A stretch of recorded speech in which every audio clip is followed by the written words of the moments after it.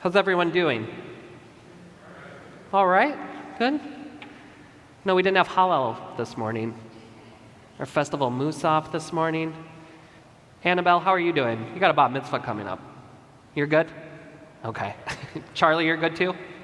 Good. Yeah, it feels palpably different to be here without Hallel, without Festival Musaf, without Birkat HaChodesh, without multiple Torah scrolls up here. It really feels like we're on the other side.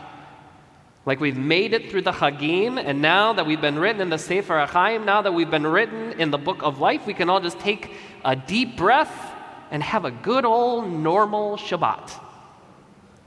We could do that. We've had so much Judaism over the last month, it could be nice to just let our hair down, kick up our feet, and relax. So you know what? Let's take a deep breath in and let it out. Good. And now that we have that out of our system, let me tell you why we're not going to do everything that I just said. But before we talk about that, let me just acknowledge and validate the veracity of those feelings. We have done a lot of davening this last month. A lot. We have spent a lot of time in this building or on this stream, if you're joining us virtually. 100%. Yes, yes, and yes. And it can feel like a lot, and it can feel exhausting, physically, spiritually, and emotionally. Yes, yes, and yes. And, not but, and, at the same time, something else is equally true. And what's equally true is that the Chagim, that Rosh Hashanah, that Yom Kippur, Sukkot, Shmini, Atzeret, Simchat Torah, remember all of those? They're not the culmination of the Jewish year. They're the beginning. This is how we begin our year. Let me say that one more time because it's critically important. The high holidays, this month of profundity, of introspection and kavanah, are not what we work up to end the year. They're the beginning. They set the tone for the year ahead. And we see that brilliantly conveyed in how we read Torah. Because we don't come off of this month-long spiritual high reading Devarim, reading the book of Deuteronomy, reading Moshe's poetry to the Israelites about our travels through the wilderness, about the journey we've been on, and about how we've made it, we finally made it to the promised land that we call Cheshvan. We don't read that right now. We read Bereshit. We read about exile from Gan Eden. We read about Cain and Abel. We read about the Tower of Babel. And we read today about the flood. Not about redemption, we read about destruction. And that's intentional. Our ancestors wanted us to read these specific Torah portions specifically right now at this time of year, because they wanted to challenge us in a very intentional way. What do we need when we emerge from the Yamim Noraim? What do we need when we emerge from the days of awe?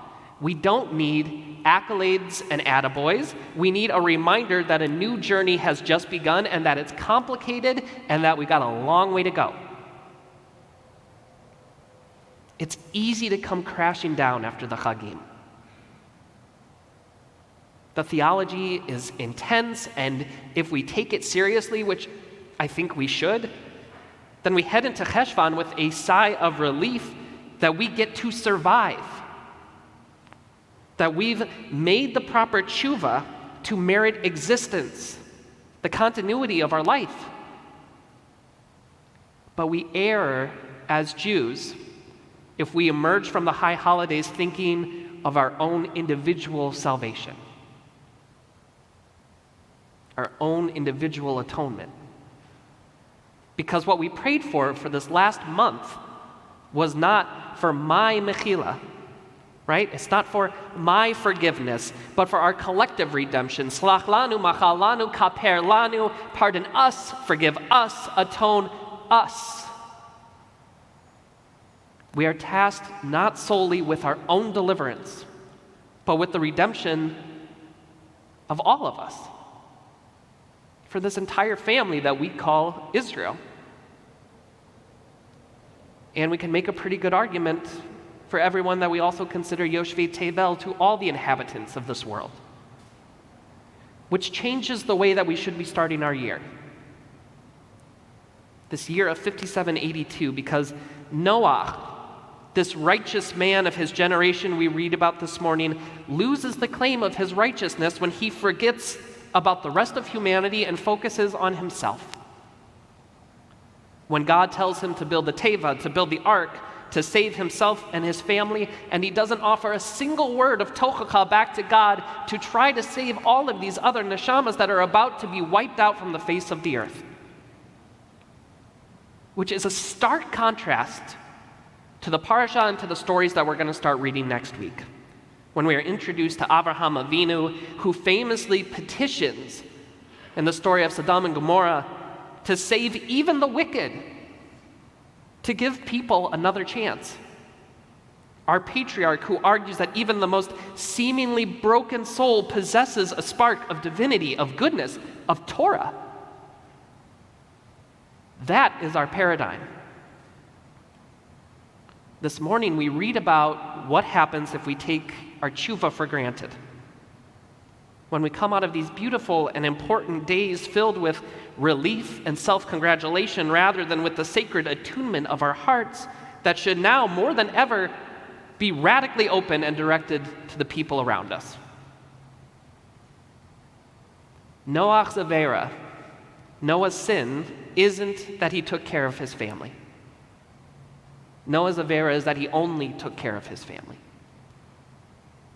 His avera is seeing the ark as his gift from God rather than seeing it as the lifeboat of a divine search and rescue mission that it should have been in the first place. And what makes the story even more tragic is that Noah himself knows this. He understands this. Which is why when it's all over, when the flood ebbs and his feet once again step on land, he doesn't build an altar like Abraham does and give thanks. He ferments his grapes and he drinks himself into incoherence. He knows. We're starting a new year. It's 5782. And we've started it in a truly exhausting way. We've prayed.